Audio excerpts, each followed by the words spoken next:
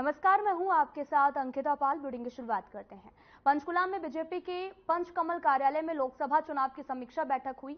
बैठक की अध्यक्षता सीएम नायब सिंह सैनी ने की है और साथ ही चुनाव की समीक्षा के लिए करनाल से बीजेपी प्रत्याशी मनोहर लाल सहित बीजेपी के सभी लोकसभा उम्मीदवार बैठक में शामिल हुए और चर्चा के बाद में सीएम नायब सिंह सैनी ने प्रेस कॉन्फ्रेंस की, जिसमें बैठक में हुई चर्चा को लेकर सीएम ने जानकारी भी दी है। सीएम ने कहा कि पीएम मोदी को लेकर लोगों में अटूट प्रेम देखने को मिला है और इस बार भी सभी 10 लोकसभा सीटें बीजेपी के खाते में आएंगी। तो वहीं करनाल में हुए विधानसभा उपचुनाव के नतीजे भी बीजेपी के पक्ष में होंगे।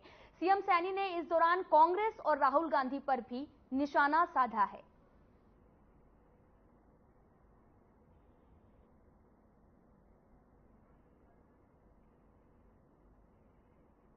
देखिए, जो भी जहां की जिस प्रकार की परिस्थितियां रही हैं और जिस प्रकार का हमारे पक्ष में मतदान हुआ, जहां मुश्किलें आई, वो सारी बातों के बारे में चर्चा होगी डिटेल से।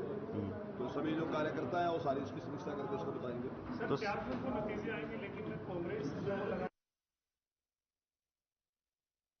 चलें कि आज बैठक हुई है और ये बैठक पंचकुला में रखी गई। हरियाणा के पंचकुला में बीजेपी के प्रदेश स्तरीय बैठक की गई। इसमें बीजेपी के नेता लोकसभा चुनाव को लेकर समीक्षा करते नजर आए और बैठक की अध्यक्षता सीएम नायब सिंह सैनी ने की। हरियाणा बीजेपी की यह समीक्षा बैठक पंचकुला स्थित पंचकमल कार्यालय में हो रही थी। आपको बताते चले कि बैठक में पूर्व सीएम मनोहर लाल और लोकसभा चुनाव प्रबंधन समिति के प्रदेश संयोजक सुभाष बराला, कृषि मंत्री कंवरपाल गुर्जर और साथ ही हिसार से बीजेपी के उम्मीदवार रणजीत सिंह चौटाला, फरीदाबाद से उम्मीदवार कृष्णपाल गुर्जर सहित तमाम नेता मौजूद रहे।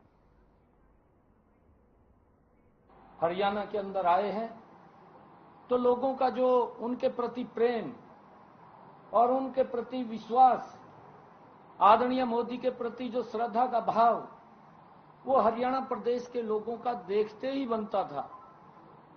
जबरदस्त स्वागत आदरणीय प्रधानमंत्री जी का किया और हरियाणा प्रदेश के लोग कि आदरणीय नरेंद्र मोदी जी ने पिछले 10 वर्षों में देश को बदलने का काम किया है, गरीब की चिंता की है, गरीब तक एक योजनाबद्ध तरीके से लाभ पहुंचाने का काम, उसको सशक्त और मजबूत करने का काम पिछले 10 वर्षों में किया है।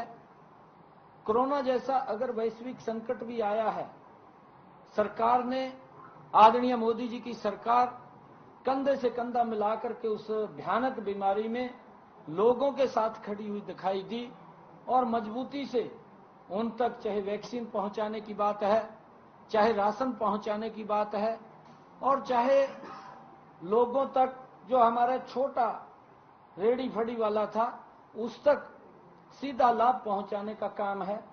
आदरणीय मोदी जी के ऊपर एक बड़ा विश्वास प्रदेश के लोग और देश के लोग करते हैं और उसका परिणाम है कि लोगों ने जो हिस्सा लिया है इस लोकतंत्र में और इस लोकतंत्र में हिस्सा लेते हुए आदरणीय नरेंद्र मोदी जी के प्रति उनका भाव देखने को मिलता था। और आज हमने समीक्षा बैठक भी की है। उस समीक्षा बैठक में भी जो निकल करके आया है कि हरियाणा के अंदर 11 कमल के फूल बहुत बड़े मार्जिन के साथ वो खिल रहे हैं और आदरणीय नरेंद्र मोदी जी को तीसरी बार इस देश का प्रधानमंत्री बनाने में हरियाणा की जो 2019 में भूमिका थी, वही भूमिका 2024 में हरियाणा के लोगों की रहेगी और हरियाणा के लोग तीसरी बार नरेंद्र मोदी जी को बड़े मैंडेट के साथ प्रधानमंत्री बना रहे हैं। ये सारा का सारा उस सर्वे में आया है और मैं पुनः सभी प्रदेशवासियों का, जिन्होंने शांतिपूर्ण और इतनी भयानक गर्मी में जो इस इलेक्शन में हिस्सा लिया, उन सब का मैं दिल से धन्यवाद करता हूं। और इसी इलेक्शन के बीच में हमारे साथी आदरणीय राकेश दौलतापुर जी जो बीच में हमें छोड़ करके चले गए हैं, वो दुर्भाग्यपूर्ण है क्योंकि अभी उनकी आयु भी वो ज़्यादा नहीं थी, परंतु परमपिता परमात्मा के आगे कुछ वश नहीं है और उनका हमारे बीच से इस प्रकार से चला जाना वो मेरे लिए तो क्षति है ही, परंतु राजनीति में भी एक वैक्यूम उनके कारण आया है।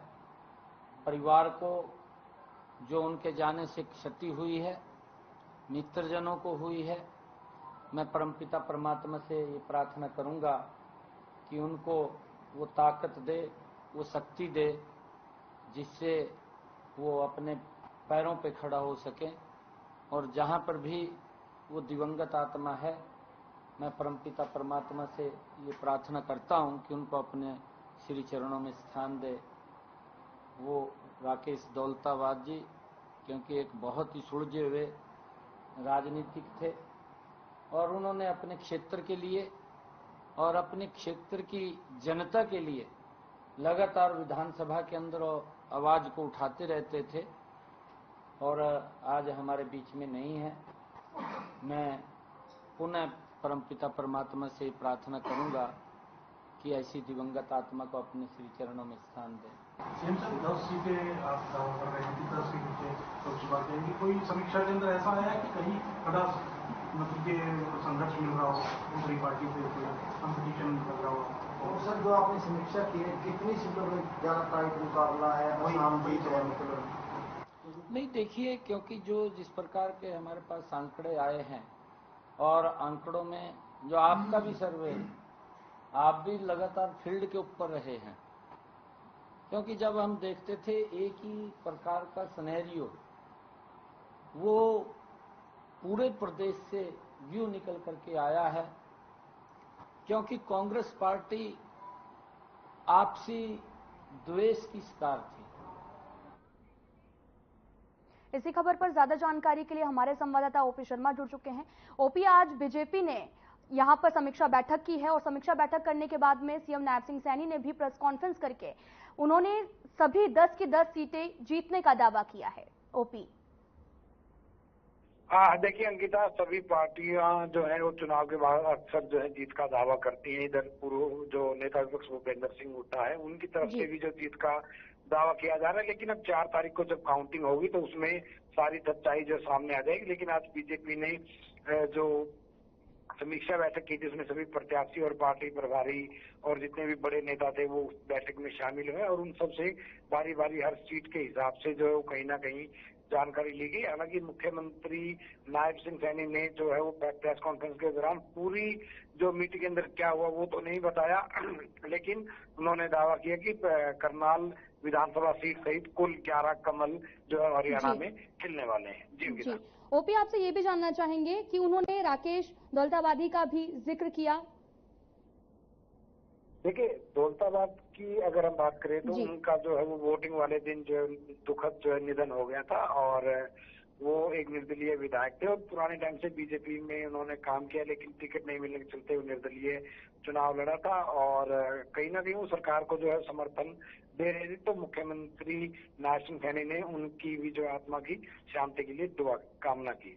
जी ओपी, आपसे ये भी जानना चाहेंगे कि इस बार वोटिंग का जो लक्ष्य था 75% रखा गया था, लेकिन 65% ही वोटिंग हुई है, तो क्या किसान आंदोलन ने ये जो समीकरण है वो बिगाड़ा है? क्योंकि कई जगह पर जहां पर किसानों का जिक्र किया गया वहां पर वोटिंग प्रतिशत काफी ज्यादा रहा, लेकिन अगर बात की जाए कुछ और क्षेत्रों की तो काफी ज्यादा वोटिंग का प्रतिशत गिरा है।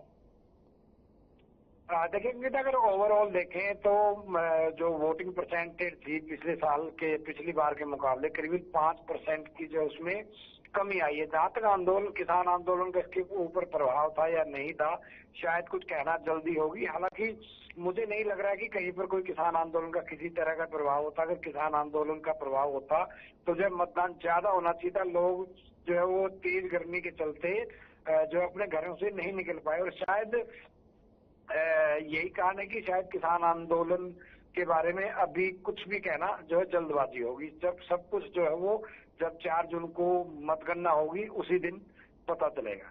जी ओपी, 8 सीटों पर कांग्रेस और बीजेपी में सीधा मुकाबला देखने को मिल रहा है। हरियाणा का ये पहला ऐसा चुनाव होगा जिसमें 2 सीटों को छोड़कर अन्य 8 सीटों पर कांग्रेस और बीजेपी में सीधा मुकाबला है। देखिए अंकिता, हरियाणा में जो है जितने भी अगर हम राजनीतिक विश्लेषकों की बात करें तो अलग अलग तरीके से जो बात की जा रही है। कहीं कहा जा रहा है कि भारतीय जनता पार्टी 7 सीटें जीतेगी, कोई 8 कह रहा है, तो कुछ लोग ऐसे भी है जो कह रहे हैं कि शायद 5-5 सीटें भी आ जाएं।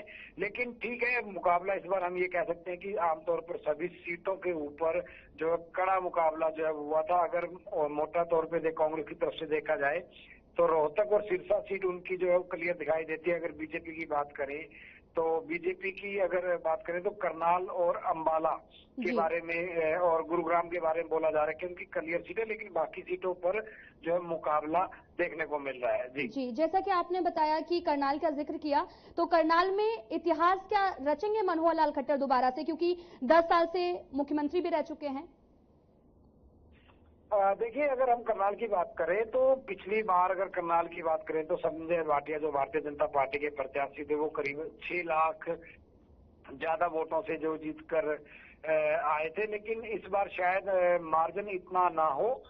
लेकिन अगर मनोहर लाल खट्टर की बात करें तो उन्होंने काफी जो है मेहनत की है। खुद मुख्यमंत्री नायब सिंह सैनी भी जो है वो करनाल में पूरी तरह से करिए थे और खुद प्रधानमंत्री की भी जो रैली वहां पर हुई है। इसके अलावा अमित शाह जी की भी जो उनकी सीट के ऊपर रैली हुई। और उत्तराखंड के मुख्यमंत्री की बात करें तो वो भी जो है वो उनके हलके में आकर प्रचार कर गए थे। तो जो है वो प्रचार में जो है करनाल सीट को लेकर कोई किसी तरह की कमी नहीं छोड़ेगी। लेकिन अब मतगणना ही जो वो तय करेगी कि भारतीय जनता पार्टी के जो मुद्दे थे वो कितने लोगों को पसंद आए। जी, अगर बात की जाए यमुनानगर की, तो यहाँ पर भी वोटिंग का प्रतिशत काफी ज्यादा गया है। ओपी, देखिए, यमुनानगर में अगर वोटिंग परसेंटेज की बात करें तो हाँ, हालांकि कुछ एक सीट यमुनानगर की जो सीट थी उनके ऊपर जो है वो ज्यादा मतदान हुआ है। और बाकी अगर हम अंबाला सीट्स के ऊपर बात करें तो वो उन सीट्स के ऊपर जो कम हुआ है। लेकिन ओवरऑल अंबाला के अंदर अच्छा मतदान जो है वो हुआ है। लेकिन जो अंबाला की बात करें तो अंबाला में इस वक्त कैंट और सिटी में दोनों पर बीजेपी का कब्जा है। 3 मंत्री, विधानसभा स्पीकर और खुद मुख्यमंत्री जो है इस सीट से आते हैं। तो ऐसे में उम्मीद तो यही की जा रही कि शायद और पिछले 2 चुनाव से अगर बात करें तो अंबाला सीट के ऊपर भारतीय जनता पार्टी का कब्जा है। लेकिन देखते हैं अब क्या होता है। जी, ओपी शर्मा, आपसे ये भी जानना चाहेंगे कि सीएम सैनी ने आज प्रेस कॉन्फ्रेंस की और समीक्षा बैठक भी हुई थी जिसको लेकर जिक्र किया, और इस दौरान उन्होंने कांग्रेस पर और राहुल गांधी पर भी जमकर निशाना साधा है। देखिए अंकिता, जहाँ तक निशाने की बात है तो ये सियासत है। यहाँ पर एक दूसरे के ऊपर जो है निशाने साध कर ही जनता के ऊपर, अब जनता के बीच में अपनी बात पहुंचाने का जो मौका दिया जाता है। ठीक है, अब निशाना साधा है, लेकिन जनता उन चुनाव प्रचार के दौरान उनके ऊपर कितना साधा गया निशाना, उनको पसंद आया या नहीं आया, तो देखने वाली बात है। ठीक है कि मुख्यमंत्री नायब सैनी ने यह भी कहा कि चुनाव के दौरान कांग्रेस के अंदर गुटबाजी दिखी, ये लोग आपस में ही जो है लड़ते हुए दिखाई दिए और इसका फायदा कहीं ना कहीं बीजेपी को जो होता है दिखाई दे रहा है। तो ये सही बात भी कि कांग्रेस की गुटबाजी कहीं ना कहीं दिखाई जरूर दी थी। लेकिन अगर हम पिछले चुनाव की बात करें तो भले ही पिछले लोकसभा चुनाव में कांग्रेस को एक भी सीट ना मिली हो, लेकिन फिर भी उसके पास करीबन 28% के आसपास जो है वोट बैंक था, जो अपने आप में एक बड़ी बात कही जा सकती है। जी, ओपी शर्मा जी, आपका बहुत बहुत धन्यवाद तमाम जानकारी देने के लिए। तो बढ़ते हैं आगे। कुरुक्षेत्र में नाबालिग बच्ची ने जहरीला पदार्थ खा लिया है। परिजनों का भी आरोप है कि एक अज्ञात युवक ने बच्ची को प्रेम जाल में फंसाया, शादी करने से इनकार कर दिया, जिससे आहत होकर लड़की ने जहरीला पदार्थ निगलकर आत्महत्या कर ली है। बच्ची की मां ने पुलिस को जानकारी दी और बेटी ने उन्हें बताया था कि वो एक लड़के से प्यार करती है और वो गर्भवती है। इसके साथ ही बच्ची ने यह भी बताया कि उसके प्रेमी ने उसे शादी करने से इनकार किया था। बच्ची के प्रेग्नेंट होने की पुष्टि डॉक्टर्स ने की है। तो वहीं पुलिस ने मामला दर्ज कर जांच शुरू कर दी है। जो लाडवे से केस आया था वो 15.5 साल के करीब की लड़की थी और पॉइजनिंग का केस था।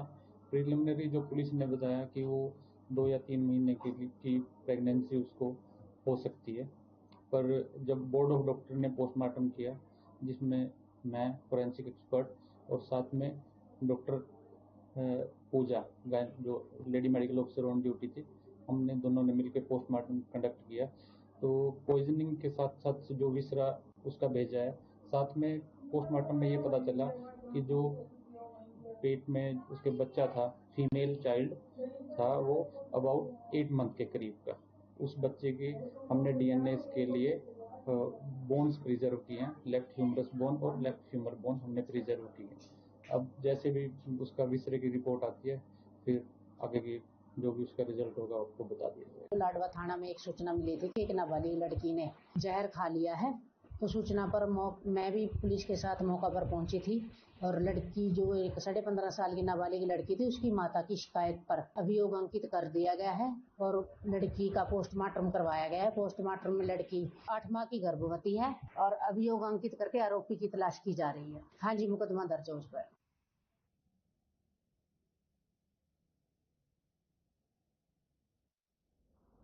हरियाणा में गर्मी का प्रकोप लगातार जारी है, जिसको लेकर हरियाणा सरकार ने 28 मई से 30 जून तक स्कूल में गर्मी की छुट्टी की जो है वो घोषणा कर दी है। आप तस्वीरें देख रहे हैं जहां पर ये अलर्ट भी जारी किया गया और इसके साथ ही बच्चों को होमवर्क देने के निर्देश भी जारी किए गए और फरीदाबाद में हीट वेव का असर नजर आ रहा है। तो वहीं बढ़ती गर्मी के कारण बाजार भी सूने पड़े हैं। बाजारों का सूनापन व्यापारियों के लिए मुश्किलें भी बढ़ा रहा है, जिसको लेकर हमारे संवाददाता ने दुकानदारों से भी खास बातचीत की। इस दौरान व्यापारियों ने क्या कुछ कहा, आप भी सुनिए।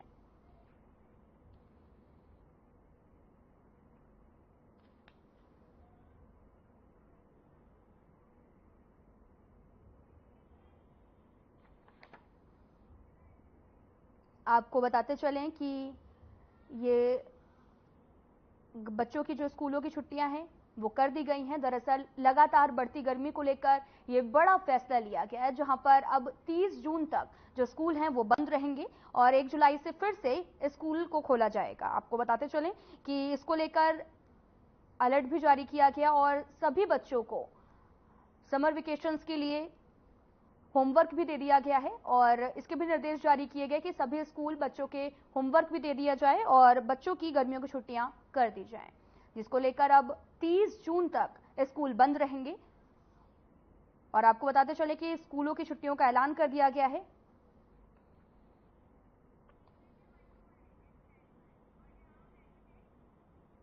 तो वहीं फरीदाबाद में हीट वेव का असर नजर आ रहा है, तो वहीं बढ़ती गर्मी के कारण बाजार भी सूने पड़े हैं। बाजारों का सूनापन व्यापारियों की मुश्किलों को और ज्यादा बढ़ा रहा है। इसको लेकर हमारे संवाददाता ने दुकानदारों से खास बातचीत की है। इस दौरान व्यापारियों ने क्या कुछ कहा, आप भी सुनिए। सटे हुए फरीदाबाद में भी जो है वो गर्मी का तापमान जो है वो लगातार गर्मी जो है वो बढ़ती जा रही है और अभी फिलहाल की बात की जाए तो लगभग जो है डिग्री की तापमान की बात की जाए तो लगभग जो है 43 से 45 जो है डिग्री यहाँ पर जो है वो बताई जा रही है और कहीं ना कहीं देखा जाए तो लगभग तापमान जो है वो गर्मी का पहुंच जाएगा। देखिए जिस तरीके से देखा जाए तो अभी हम फरीदाबाद के मार्केट में मौजूद है और मार्केट का नजारा आप देख सकते हैं कि पूरी तरीके से यहाँ पर सुनसान जो है वो रोड दिखाई दे रहे हैं। जिस तरीके से कोरोना के समय में जिस तरीके से रोड सुनसान हुआ करते थे, उसी तरीके से अब इस गर्मी में भी जो है रोड सुनसान दिखाई दे रहे, क्योंकि किसी तरीके के लोग जो है वो बाहर नहीं निकल रहे और तमाम तरीके से देखा जाए तो गर्मी लगातार बढ़ते हुए कहीं ना कहीं व्यापारी वर्ग पर भी जो है वो असर देखने को मिल रहा है। तमाम चीजों को देखते हुए तो कहीं ना कहीं जो है व्यापारियों से भी जानते हैं कि दुकानदारों से कि किस तरीके के हालात जो है वो बने हुए हैं। क्या नाम है जी आपका? बिट्टू पंजाबी। बिट्टू जी, देखा जा रहा है कि लगातार जिस तरीके से गर्मी है कहीं ना कहीं अब जो है ग्राहक नजर नहीं आ रहा, कितना असर जो है गर्मी के चलते पड़ रहा है? नहीं, ग्राहक तो देखो गर्मी भी है और कुछ अभी लास्ट डेट चल रही है और अब बच्चों की छुट्टियां पड़ी है, कहीं घूमने गए हुए हैं, तो इस वजह से ग्राहक थोड़ा सा वो है। अभी तनख्वाहें मिलेंगी और थोड़ा बारिश आ जाएगी तो अपने आप घूम फिर के आएंगे, ग्राहक आएंगे मार्केट में। और शाम के टाइम आप देखो ना, शाम को ग्राहक होते हैं, क्यों नहीं होते? क्योंकि शाम को तो ठंडा मौसम लगभग ठीक ठाक हो जाता है, लेकिन दिन की बात की जाए तो वर्किंग डे है, आज मंडे है, छुट्टियां थी पहले इलेक्शन के टाइम पे, सारे अपने जॉब में गए हुए हैं, शाम को आएंगे अपना यहीं से ही सामान वामान लेते हैं मार्केट में आके। बिल्कुल, जो है कुछ व्यापारियों का कहना है कि कहीं ना कहीं देखा जाए तो मंडे का दिन है, वर्किंग डे है, कहीं ना कहीं देखा जाए तो शाम के समय में जो है वो ग्राहक निकलता है और कहीं ना कहीं दुकानदारों से बात करते हैं व्यापारियों से। क्या नाम है जी आपका? मेरा नाम विजय विरमानी है जी। बिरमानी जी, जो है आप दुकानदार हैं, किस चीज की दुकान है आपकी? मेरी कपड़े की शॉप है। कहीं ना कहीं देखा जा रहा है जिस तरीके से गर्मी लगातार बढ़ती जा रही है और कहीं ना कहीं अभी जो है फिलहाल 45 डिग्री जो है तापमान बताया जा रहा है, तो कहीं ना कहीं अब बाजार में जो है वो ग्राहक नजर आ रहा है या खाली बैठे? बिल्कुल खाली बैठे हैं, टेम्परेचर इतना है, कस्टमर कहाँ से निकलेगा और जो निकलेगा आजकल थोड़ी सी बीमारी भी यहाँ चल रही है, जैसे डायरिया चल रहा है भाई, और उल्टी दस्त भी लोगों को लग रहे हैं। वैसे भी डर के हमारे लोग नहीं निकल रहे, और फिर पानी इतना पी रहे हैं कि दिक्कत हो रही है। लाइट नहीं आ रही। अब चावला कॉलोनी में देखो, पूरे रात कल से लाइट नहीं, और अब यहाँ पे भी हमारी मार्केट में भी 1 घंटा लाइट आती है, 6-6, 7-7 घंटे लाइट नहीं है। एक तो लोग गर्मी से बेहाल है, लाइट से और ज्यादा बेहाल है। तो बिल्कुल कहीं ना कहीं जिस तरीके से गर्मी लगातार बढ़ती जा रही है, तो कहीं ना कहीं बिजली का भी कट लगातार जो है वो होता हुआ नजर आ रहा है। और कहीं ना कहीं व्यापारी वर्ग जो है एक तरफ जो है ग्राहक से नाराज, यानी कि देखा जाए तो ग्राहक नहीं है, कहीं ना कहीं गर्मी से नाराज है, तो कहीं बिजली के कट से भी नाराज होते हुए दिखाई दे रहे हैं। अब बात करते हैं, क्या नाम है जी आपका? मेरा नाम विजय आर्य है जी। आर्य जी, देखा जा रहा है कि गर्मी जिस तरीके से लगातार बढ़ती जा रही है, और कहीं ना कहीं मार्केट में भी तस्वीर देखने को मिल रही है कि नजारा दिख रहा है कि कहीं ना कहीं कोई ग्राहक भी नजर नहीं आ रहा। काम का बहुत बुरा हाल है जी। कस्टमर जो थोड़ा बहुत निकलता है वो शाम को ही निकलता है, बाकी सारा दिन बाजार सुनसान पड़े हुए हैं।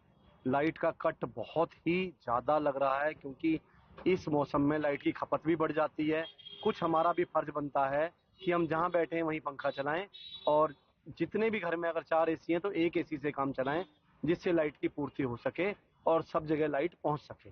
बिल्कुल, आप देख सकते हैं कि हम अभी फिलहाल कपड़े की दुकान में है, और कपड़े की दुकान जो है वो पूरी तरीके से यहाँ पर किसी तरीके का कोई ग्राहक नजर नहीं आ रहा है। जबकि कहीं ना कहीं देखा जाए तो ये बड़ी मार्केट मानी जाती है, और मार्केट में पूरी तरीके से किसी ना किसी दुकान पर जो है 2-3-4 ग्राहक जरूर रहते हैं। लेकिन अभी फिलहाल की बात की जाए तो गर्मी जो है लगभग 1 बज चुका है, और दोपहर का समय है, और कहीं ना कहीं तापमान जो है वो 45 डिग्री जो है वो बताया जा रहा है। कहीं भी एक भी ग्राहक यहाँ पर नजर नहीं आ रहा है। तो कहीं ना कहीं लगातार देखा जाए तो स्वास्थ्य विभाग की तरफ से भी जो है वो लगातार एडवाइजरी दी जा रही है। लोग बाग अपना बचाव यहाँ पर करते हुए नजर आ रहे हैं कि जिस तरीके से देखा जाए तो कपड़ा ढक करके चले, पानी की बोतल साथ लेकर के चले, और तमाम तरीके से इस गर्मी की लू से जो है बचा जा सके।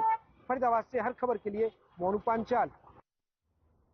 तो वहीं फरीदाबाद के गोदाम में भीषण आग लगने की मामला सामने आया है। आग लगने से लाखों का नुकसान हो गया। स्थानीय लोगों ने पुलिस और फायर ब्रिगेड के कर्मचारियों को सूचना दी, जिसके बाद दोनों विभाग के कर्मचारी मौके पर पहुंचे और आग पर काबू पाया गया।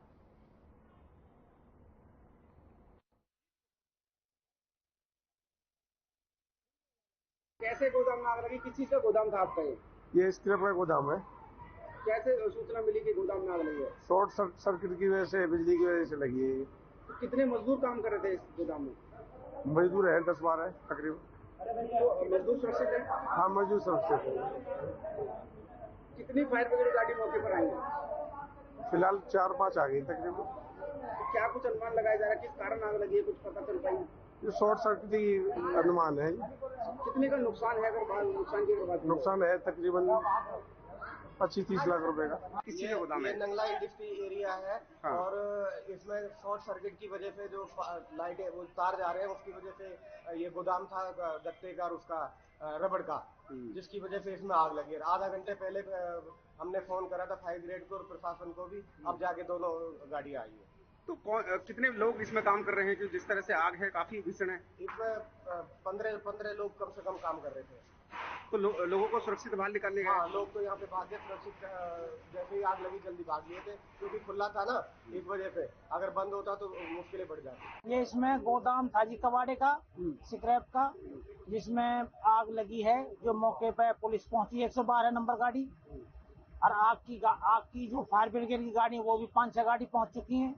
जो काफी ज्यादा आग लगी हुई थी, लेकिन उसको आग पर काबू पा लिया है, और भी चल रही है आग।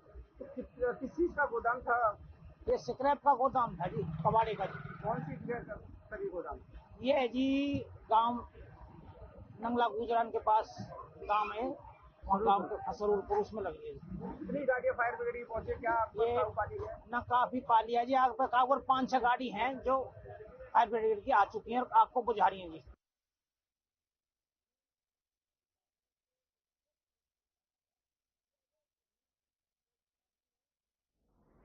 फिलहाल इस वीडियो में इतना ही। नमस्कार।